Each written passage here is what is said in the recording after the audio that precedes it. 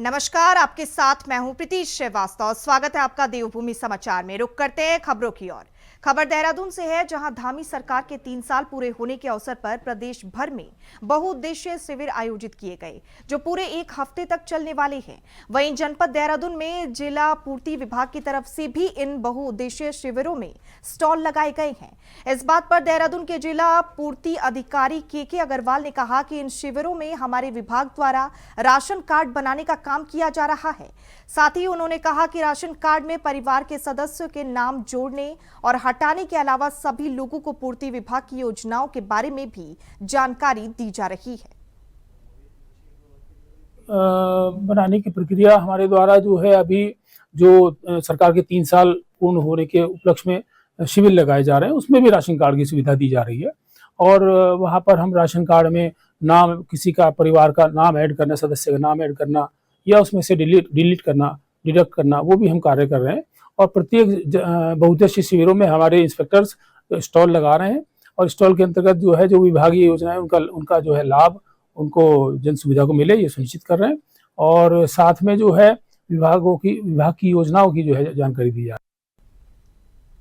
मुख्यमंत्री पुष्कर सिंह धामी ने मुख्यमंत्री कैंप कार्यालय से नंदा गौरा योजना के 40,504 लाभार्थियों को वित्तीय वर्ष 2024 से 25 में लाभान्वित 1,72,44,04,000 रुपए की धनराशि का वितरण किया।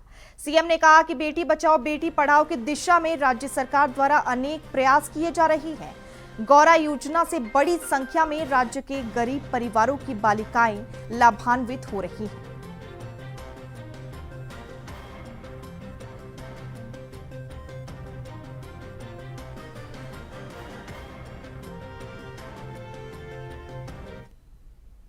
उत्तराखंड में अवैध मदरसों के खिलाफ कार्रवाई लगातार जारी है। ऐसे में आपको बता दें, अवैध मदरसों पर कार्रवाई जो है लगातार देखी जा रही है, सख्ती बढ़ती जा रही है पुलिस की तरफ से। सरकार क्या कह रही है, सरकार कह रही है कि इन्होंने ऐसी चूड़ी पहनी हुई है।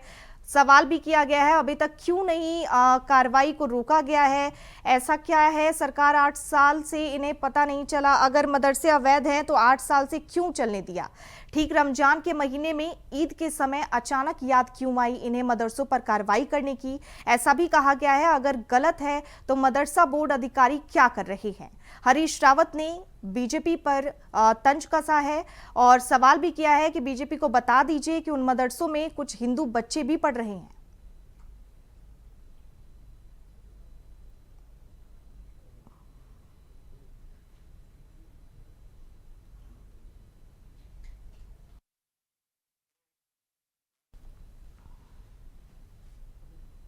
खबर देहरादून से है, जहां कांग्रेस के प्रदेश उपाध्यक्ष सूर्यकांत धस्माना ने प्रदेश कार्यालय में प्रेस वार्ता का आयोजन किया, जिसमें उन्होंने सांसद त्रिवेंद्र सिंह रावत का सदन में दिए गए बयान को लेकर कहा कि लोकसभा में अपनी सरकार के ऊपर अवैध खनन का आरोप लगाया। वहीं उन्होंने कहा कि सदन में त्रिवेंद्र सिंह रावत ने उन सभी बातों पर मुहर लगाई है जिन बातों को कांग्रेस पिछले 8 सालों में कहती आई है। उन्होंने सरकार से मांग करते हुए कहा कि राज्य में खनन की क्या स्थिति है, सरकार इस पर श्वेत पत्र जारी करे। साथ ही साथ राज्य के अलग अलग हिस्सों में जो अवैध खनन हुआ है, सरकार उसका भी ब्यौरा दे। इस प्रदेश के पूर्व मुख्यमंत्री जो हरिद्वार के माननीय सांसद हैं श्री त्रिवेंद्र सिंह रावत जी, उन्होंने लगातार दूसरी बार अपनी ही पार्टी की सरकार को कटघरे में खड़ा करके ये आरोप खुलेआम लगाया है कि उत्तराखंड में अवैध खनन हो रहा है। उन्होंने ये आरोप लगाया है कि राज्य में सरकार के संरक्षण में अवैध खनन हो रहा है। अपनी सरकार के बारे में उन्होंने दूसरी बार लगातार कहा है कि अवैध खनन करने वाले लोगों की हत्या कर रहे हैं, अवैध जो डंपर चल रहे हैं, ट्रैक्टर ट्रॉली चल रही हैं, वो लोगों को कुचलने का काम कर रही हैं। ये हम नहीं कह रहे हैं, प्रदेश के पूर्व मुख्यमंत्री जो भाजपा के माननीय सांसद हैं वो कह रहे हैं।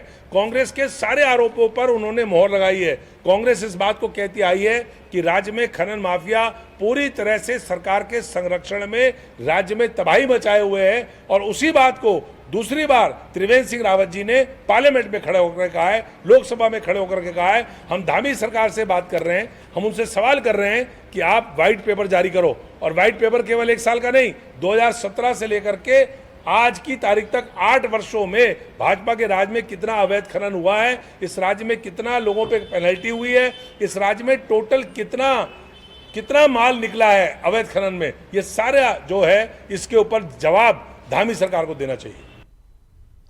उत्तराखंड राज्य में हमेशा ही सरकार के लिए सबसे चिंता का विषय खनन विभाग रहता है, जिसमें विभाग के भीतर अवैध खनन को लेकर कई शिकायतें मिलती हैं। तो वहीं हरिद्वार से सांसद और पूर्व सीएम त्रिवेंद्र सिंह रावत ने बजट सत्र के दौरान अवैध खनन का मुद्दा सदन में रखा और इस पर रोक लगाने के लिए केंद्र सरकार से एक टास्क फोर्स बनाने की मांग की। वहीं कहा कि उन्होंने कहा कि ओवरलोडिंग रोकने के लिए सभी मुख्य मार्गों पर चेक पोस्ट लगाई जाए और दूसरी ट्रक मालिकों पर कठोर दंड तक कार्रवाई की जाए। संसद में उठाए गए इस विषय के बाद सरकार में चिंता बढ़ने लगी है। तो वहीं खनन विभाग के सचिव और निदेशक ने कहा कि राज्य में अवैध खनन को बढ़ावा मिलने की बात निराधार है, बल्कि विभाग की तरफ से अपनाई गई सख्ती के चलते अवैध खनन पर विराम लगा है। उधम सिंह नगर जिलों में रात के समय अवैध रूप से संचालित खनन ट्रकों से संबंधित है। यह मुद्दा न केवल कानून और पर्यावरण सुरक्षा के लिए खतरा बनता जा रहा है, बल्कि आम जनता की सुरक्षा को भी गंभीर रूप से प्रभावित कर रहा है। यह देखा गया है कि राज्य सरकार और प्रशासन के स्पष्ट निर्देशों के बावजूद खनन माफिया द्वारा रात के समय ट्रकों का अवैध संचालन धड़ल्ले से किया जा रहा है। इन ट्रकों में भारी मात्रा में ओवरलोडिंग की जाती है और बिना किसी वैध अनुमति के खनिजों का परिवहन किया जाता है। इन अवैध गतिविधियों के कारण राज्य में सड़कों, पुलों और अन्य बुनियादी ढांचे को भारी क्षति हो रही है, जिससे आम नागरिकों के लिए आवागमन कठिन हो गया है। सबसे अधिक चिंताजनक बात यह है कि इन ट्रकों के लापरवाह और तेज गति से संचालन के कारण सड़क दुर्घटनाओं में लगातार वृद्धि हो रही है। कई निर्दोष लोगों की जान जा चुकी है और कई घायल हुए हैं। ट्रक चालकों के द्वारा ट्रैफिक नियमों की अनदेखी, नशे की हालत में वाहन चलाना और स्थानीय प्रशासन से मिलीभगत के चलते स्थिति और भी भयावह होती जा रही है। यह आवश्यक है कि सरकार तत्काल इस गंभीर समस्या की ओर ध्यान दे और प्रभावी कार्रवाई सुनिश्चित करे। मैं केंद्र सरकार और उत्तराखंड राज्य प्रशासन से आग्रह करता हूं कि अवैध खनन गतिविधियों को रोकने के लिए एक विशेष टास्क फोर्स गठन किया जाए। रात के समय ट्रकों के संचालन पर पूरी तरह से प्रतिबंध लगाया जाए और सख्ती से उसकी निगरानी की जाए। ओवरलोडिंग रोकने हेतु सभी मुख्य मार्गों पर चेक पोस्ट लगाए जाएं और दोषी ट्रक मालिकों और खनन माफियाओं पर कठोर दंडात्मक कार्रवाई की जाए। इस मामले में संलिप्त अधिकारियों की जिम्मेदारी तय की जाए और लापरवाही बरतने वालों पर कठोर अनुशासनात्मक कार्रवाई की जाए। स्थानीय नागरिकों की सुरक्षा सुनिश्चित करने के लिए नैनीताल हाईकोर्ट ने पूर्व मुख्यमंत्री त्रिवेंद्र रावत के स्टिंग मामले की सुनवाई के लिए 1 मई की तिथि नियत की है। मुख्य न्यायाधीश नरेंद्र और न्यायमूर्ति आलोक मेहरा की खंडपीठ ने मामले की सुनवाई की। बता दें 2018 में उमेश कुमार की ओर से दायर याचिका में त्रिवेंद्र रावत पर नोटबंदी के दौरान झारखंड में एक व्यक्ति को गौ सेवा आयोग का अध्यक्ष बनवाने हेतु उत्तराखंड के विभिन्न बैंक खातों में लिए गए घूस के पैसों के आरोपों से अलावा सूर्यधार लेक भाई भतीजा और नजदीकियों के भ्रष्टाचार में लिप्त होने का आरोप लगाया गया था।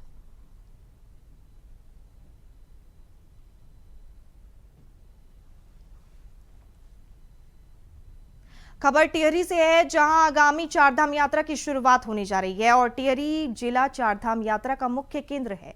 जो भी देश विदेश के श्रद्धालु चारधाम की यात्रा पर आते हैं, उसे केदारनाथ, बद्रीनाथ जाने के लिए टिहरी जिले के ऋषिकेश, देवप्रयाग, कीर्तिनगर, श्रीनगर होते हुए जाना पड़ता है और गंगोत्री, यमुनोत्री जाने के लिए टिहरी जिले के ऋषिकेश, चंबा, धरासू से ही गुजरना पड़ता है। आपको बता दें, सीएमओ डॉक्टर श्याम विजय ने चारधाम यात्रा को लेकर कहा कि 29 एम्बुलेंस, जिसमें 13 एम्बुलेंस 108 सेवा की और 16 एम्बुलेंस स्वास्थ्य की है। साथ ही 20 स्वास्थ्य केंद्र इकाई है, जिसमें सभी डॉक्टर, स्टाफ औषधियों सहित पूरी सुविधाओं के साथ तैनात है।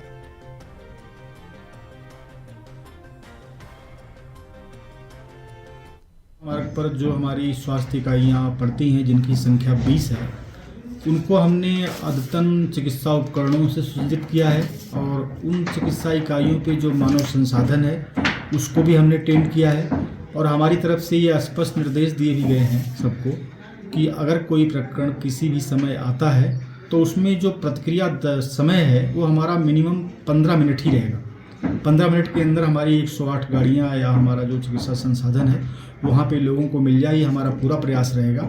वर्तमान में इन सभी मार्गों पे हमारी 29 108 एम्बुलेंसेस भी रहेंगी, जिसमें 108 हमारी विभागीय एम्बुलेंस दोनों हैं, जिसमें हमारी 13 तो 108 हैं और बाकी हमारी विभागीय एम्बुलेंस हैं। हमने विभागीय एम्बुलेंस से संबंधित जितने भी चिकित्सा इकाइयों के प्रभारी हैं उनको स्पष्ट निर्देश दिया है कि इन वाहनों में उपकरण और जो हमारी औषधियाँ हैं और वाहन चालक और उसका जो EMT का स्टाफ होता है वो बिल्कुल मुस्तैद रहेगा और किसी भी समय अगर कोई ऐसी घटना आती है तो हमारा प्रतिक्रिया समय जो मैंने आपको बताया कि 15 मिनट्स होगा, उसके अंदर हम लोग प्रतिक्रिया कर उस संबंधित स्थल पर पहुँच के जनसामान्य को या जो भी आदमी घायल होगा उसको सेवा प्रदान करेंगे। देखिए, ओवरऑल 4 धाम यात्रा के लिए हमारा टिहरी जो है वो गेटवे है। समस्त 4 धाम चाहे हमारे यात्री जो आज की तिथि में या जो हमारी यात्रा शुरू होने के बाद बद्रीनाथ जाएंगे या केदारनाथ जाएंगे या गंगोत्री यमुनोत्री जाएंगे, वो सभी लोग इसी हमारे टिहरी के अंदर से ही होके जाते हैं। अब आप देखिए कि हमारे पास ऋषिकेश से जो कीर्तनगर का ट्रैक है उसमें हमारे पास बद्रीनाथ और केदारनाथ के जाने वाले यात्री, ऋषिकेश से जो हमारा रास्ता जाता है चंबा और कांडिश और छाम होकर के, इसमें जो हमारे गंगोत्री की तरफ से जाते हैं ये लोग जाते हैं। उधर देहरादून से होकर के जो कटा पत्थर होकर के हमारे नैन बाग की तरफ से घुसते हैं या डामटा की तरफ जाते हैं, वो जिनको यमुनोत्री जाना होता है वो भी हमारे जनपद से होके जाते हैं। तो ओवरऑल लगभग 235 किलोमीटर का जो एरिया है 4 धाम का वो हमारे जनपद से ही होके जाता है। वो अलग बात है कि जो यात्री जाता है हमारे जनपद से वो ट्रांजिशनल उनकी यात्रा होती है। ऐसा कोई स्थल नहीं है या ऐसा कोई विशेष मंदिर नहीं है कि जहाँ पे हमारे यात्री आकर के रुकते हों या कोई स्थल या दर्शन करते हों, लेकिन फिर भी हमारी जो मेजर स्थान है जहाँ पे यात्रियों के रुकने की संभावना होती है वहाँ पे भी हमारी टीम लोकल में तैनात रहेगी। हम अपने डॉक्टरों को हमने ये मैसेज अपने स्तर से दिया है कि जो 4 धाम यात्रा में हमारे पास यात्री आएंगे वो हमारे लिए अतिथि हैं, अतिथि देवो भव हमारी परंपरा रही है। तो उनको अगर हमारे स्वास्थ्य की तरफ से कोई भी समस्या होती है या कोई भी दिक्कत होती है तो उनको बेहतर और उचित सेवाएं प्रदान। खबर हरिद्वार से है, जहां 1 महीने तक चलने वाले पवित्र महीना माह रमजान का 27वां रोजा था। रविवार के दिन से शुरू हुए इस महीने का आज अलविदा जुमा था, जिसके चलते हरिद्वार उपनगरी बहादराबाद की जुमा मस्जिद और आसपास देहात क्षेत्रों की मस्जिदों में जुमे की नमाज जो है वो शांतिपूर्ण तरीके से अदा की गई। रमजान को लेकर मुस्लिम समाज में जहां एक और खुशी की लहर है, तो वहीं नमाज अदा करने वालों में नमाज को लेकर अधिकत देखने को मिली है। सभी ने नमाज अदा करने के बाद देश में भाईचारा, तरक्की और खुशहाली के लिए दुआएं भी की हैं। आपको बता दें, नमाज के वक्त किसी भी प्रकार का कोई सांप्रदायिक माहौल खराब ना हो या किसी प्रकार का कोई लड़ाई झगड़ा ना हो, इसको लेकर पुलिस प्रशासन के द्वारा मस्जिदों के बाहर सुरक्षा के पुख्ता इंतजाम किए गए। आज माह रमजान का आखिरी जुमा है कि जिस जुमे को अलविदा जुमा भी कहा जाता है, और आज की रात जो थी वो 27वीं रात थी कि जिसको शब कदर कहा जाता है। हमारे तमाम ही भाइयों ने पूरी रात शब बेदारी की, यानी अल्लाह की इबादत की, जिक्र इलाही में मसरूफ रहे और अपने गुनाहों से तौबा की। और फिर ये अलविदा जुमा हमारे तमाम ही भाइयों ने निहायत ही खुशी के साथ अदा किया, और हमारे तमाम ही भाइयों ने नमाज जुमा से फारिग होकर अपने लिए और अपने मुल्क के लिए और अपने देशवासियों के लिए, चाहे वो मुस्लिम हो, हिंदू हो, ईसाई हो, सबके लिए मिलजुल करके दुआ की। और हमारे हिंदू भाइयों ने भी और हमने भी उनको अलविदा जुमे की मुबारकबाद पेश की, और सब ने इस मौके पर खुशी का इजहार किया। और इस मौके पर हमारे साथ हमारे बहादराबाद के ग्राम प्रधान नीरज चौहान साहब भी मौजूद रहे। खबर रुड़की से है, जहां हरिद्वार एसएसपी परमेंद्र सिंह डोभाल ने मंगलौर कोतवाली का वार्षिक निरीक्षण किया। सबसे पहले उन्होंने कोतवाली में मौजूद असलहा का निरीक्षण किया, उसके बाद तमाम कोतवाली का बहुत बारीकी के साथ निरीक्षण किया। इस दौरान एसएसपी परमेंद्र सिंह डोभाल ने बताया कि उन्होंने वार्षिक निरीक्षण के दौरान जानने का प्रयास किया है कि मंगलौर कोतवाली के स्टाफ का किस तरह का रहन सहन है और कोतवाली को किस तरह से मेंटेन किया है। इस दौरान कोतवाली के पूरे स्टाफ के साथ साथ एसएसपी देहात और मंगलौर सीओएम के मौके पर मौजूद रहे। मंगलौर कोतवाली का वार्षिक निरीक्षण मेरे द्वारा किया जा रहा है और ये एक प्रोसेस है जो पुलिस विभाग में समस्त थाने किस प्रकार से कार्य कर रहे हैं, उनका वहाँ रहने वाले हमारे जो कर्मी हैं उनका रखरखाव वो कैसे वहाँ रह रहे हैं, उनका रहन सहन कैसा है, उनके जो हमारे इक्विपमेंट्स हैं, जो यहाँ पर सारी पुलिस से रिलेटेड जितनी भी लॉजिस्टिक्स हैं उनका रखरखाव कैसा है। और इस परिप्रेक्ष्य में एसएसपी के स्तर से आज एक निरीक्षण किया जा रहा है और अभी तक मैं कह सकता हूँ कि संपूर्ण थाना यहाँ पर एसपी ग्रामीण सीओ सभी लोग मौजूद हैं। इनकी कार्य क्षमता के अनुरूप और इनके जिस प्रकार भी हमारे पास मैन पावर्स है उसके अनुरूप इनका कार्य संतोषजनक है। मैं खबर देहरादून से है, जहां निजी स्कूलों की मनमानी थमने का नाम नहीं ले रही है। देहरादून के एन मैरी स्कूल प्रशासन ने नियम के विरुद्ध जाकर बच्चों की फीस में बढ़ोतरी की है। वहीं आपको बता दें, हजारों की संख्या में अभिभावक स्कूल प्रशासन से बातचीत करने के लिए पहुंचे, लेकिन स्कूल प्रशासन ने बातचीत करने के बजाय स्कूल गेट बंद कर बाउंसर तैनात कर दिए। इससे अभिभावक आग बबूला हो गए और स्कूल प्रशासन के खिलाफ जमकर हंगामा किया। अगर अभिभावकों की माने तो स्कूल प्रशासन ने अपनी मनमर्जी से प्रति छात्र की फीस में 35% की बढ़ोतरी कर दी। भैया मांग यहाँ पर ये है हमारी, एक तो इन्होंने एक्स्ट्रा ऑर्डिनरी फी इंक्रीज की है जिसके लिए ये स्कूल इतना लायबल नहीं है फीस लेने के। ऐसी कोई यहाँ पे फैसिलिटी नहीं है जिसके एवज में हम ये फीस इनको प्रोवाइड करें, पहली थिंग। दूसरी, यहाँ पर जितने भी ये सारे पेरेंट्स खड़े हुए हैं पीछे, हमने अपने बच्चों का 2021-22 में एडमिशन करवाया था 54,000 में।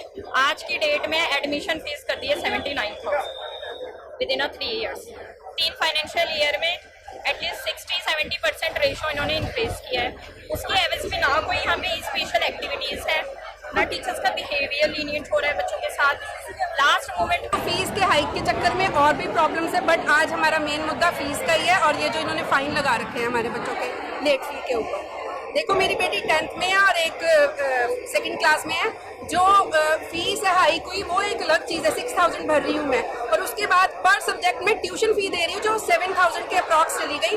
13,000 में दे रही हूँ एक बच्चे का, दूसरे का मैं दे रही हूँ 5 + 3,000, तो 8 में एक का दे रही हूँ। मतलब 25 से 30 हज़ार में दोनों बच्चे पे लगा रही है। एक एवरेज फैमिली की जो तनख्वाह जो सैलरीज होती है 30,000 35,000, मतलब हम सारा बच्चों के ऊपर ही लगाते हैं। फिर बुक्स अलग, कुछ और अलग, एक्स्ट्रा स्टेशनरी, ये वो और चीज़ें, मतलब सारा कुछ हम स्कूल को ही प्रोवाइड कर दे। दूसरा, इन्होंने ये जो फाइन लगाया है, क्या इन्होंने लेट पे फाइन लगाया, और जो लोग पहले एडवांस पे पेमेंट करते हैं क्या इन्होंने उनको कभी रिबेट दी?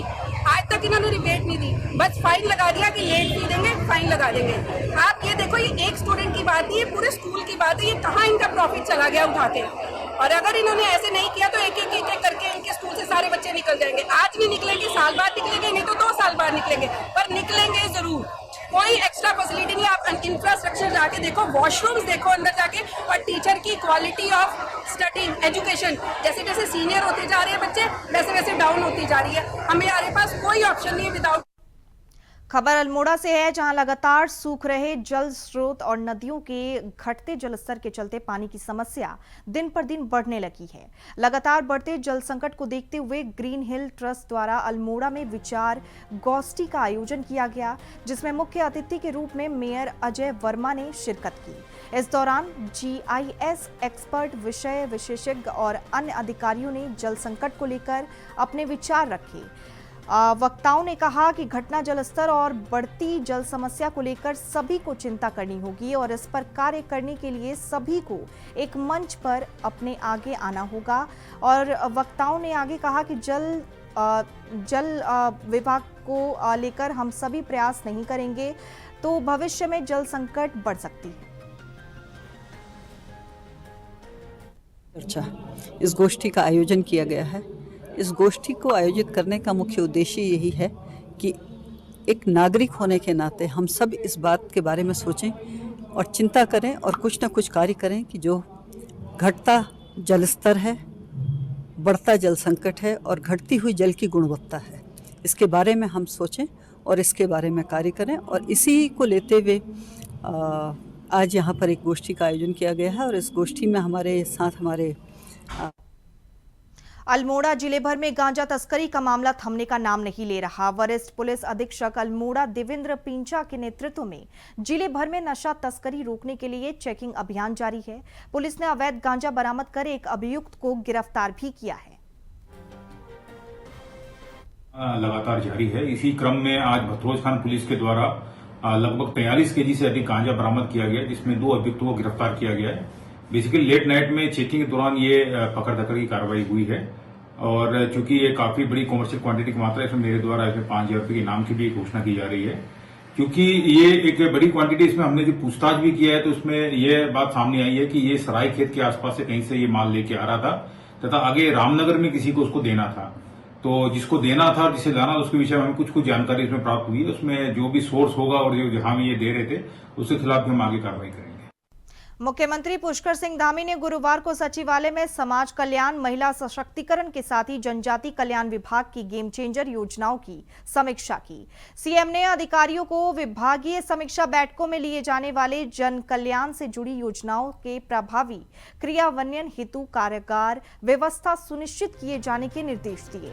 ऐसी योजनाओं पर कैबिनेट में लाए जाने से पूर्व जन सुझावों पर और अच्छी सोच और नियत के साथ कार्यों की गुणवत्ता पर ध्यान देने की भी बात मुख्यमंत्री ने कही। आपको बता दें, सीएम धामी ने कहा कि जनसेवा से जुड़े कार्यों का बेहतर रिजल्ट उपलब्ध कराना अधिकारियों का उद्देश्य होना चाहिए। उन्होंने सभी लाभार्थियों तक योजनाओं का लाभ पहुंचाने और विभागों के आउटपुट का भी परीक्षण करने को कहा।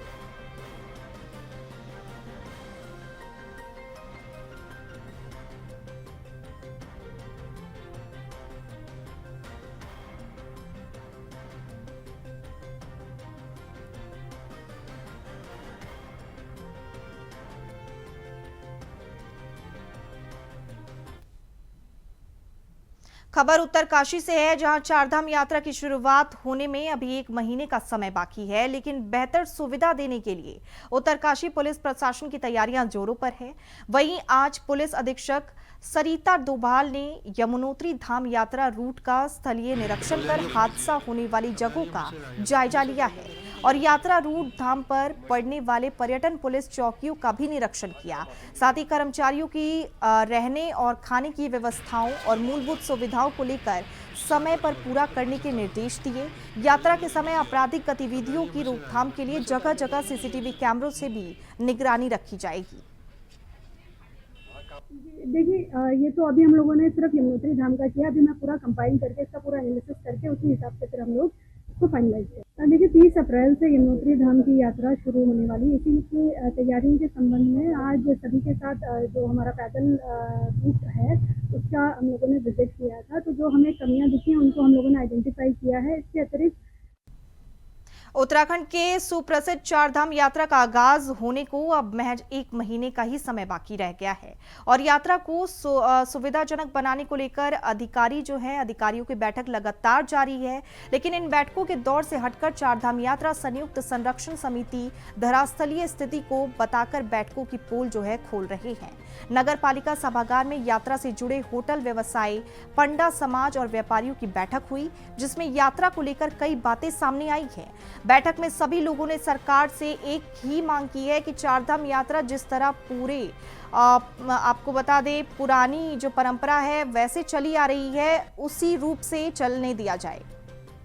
यात्रा खुलती वैसे हम पे एक से एक कानून थोपा जाता है। नंबर 1 आधार कार्ड से लिंक। अब ड्राइवर भी बोला अपने आप को दिखाएगा। अरे वो बेचारा तो है ना, अभी देखो पिछली बार किया हुआ घोड़े खच्चरों पे लाठी चार्ज कर दो। हमारा बच्चा है तो वो व्यवस्थाएं पहले क्यों नहीं की जाती है। तो हम तो व्यवस्थाओं को सुधारने के लिए ये बैठक की गई। शासन प्रशासन अगर 1 महीने पे जो आधार लिंक है उसको सही नहीं करती, उसको तत्काल हटाया नहीं जाता। चारधाम की यात्रा जैसे पूर्वक का और किसी पंडा पुरोहित का ही एक ये रोजगार का साधन नहीं है, उनका एक आजीविका नहीं है। ये उस सामान्य दुकानदार का भी है कि जो कि 6 महीने इंतजार करता है कि मैं वहां जाऊंगा, चट्टी में जाऊंगा या धाम में जाऊंगा तो अपने लिए वहां पर कुछ व्यवस्था करूंगा और जो यात्री आएंगे उनकी सेवा करेंगे। सेवा के प्रति जो मुझे एक अर्थ मिलेगा, उस अर्थ से मेरी पूरी आर्थिकी चलेगी और पूरा मेरा तंत्र चलेगा, पूरा मेरा चक्र चलेगा, जिसे इकोसिस्टम कहते हैं। लेकिन सरकार के साथ में तो ये ढोल बजाने से नहीं चलेगा। सरकार साथ में हम लोग एक एक हाथ करने को तैयार है। और इसी के साथ देवभूमि समाचार में फिलहाल इतना ही। देखते रहिए इंडिया वॉइस। नमस्कार।